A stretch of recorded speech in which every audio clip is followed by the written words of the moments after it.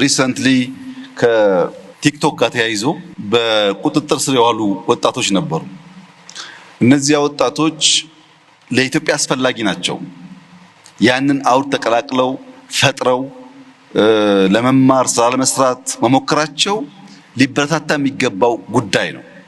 ነገር ግን ሲማሩ ከውጭ መማር ያለባቸውን ዕውቀትና መጠበቅ ሴፍጋርድ ማድረግ ያለባቸውን የኛን ባህል የኛን ፍላጎት ከቀላቀሉ ግን ጥፋት ያስከትላል። ለዚያ ደግሞ መገሰጽ መመከር ያስፈልጋል ማለት ነው። ግማሹ ለምን ተያዙ ግማሹ ለምን አልተያዙም ይላል። እኛ ልጆቹን ኢንከሬጅ ማድረግ ነው የምንፈልገው፣ ግን እየገሰጽን እያስተማር ጋይስ አሁን የምንገኘው የነገዋ ሴቶች ሪሃቢሊቴሽን ሴንተር ነው። ኑ ስራ ምን በላቸው። ሰላም ቤተሰቦች፣ ዛሬ እንግዲህ በጠዋት ተነስተው መንገድ ላይ ቆሻሻ የሚያጸዱትን ሰዎች ውጣ ወረድ አብረን እናያለን።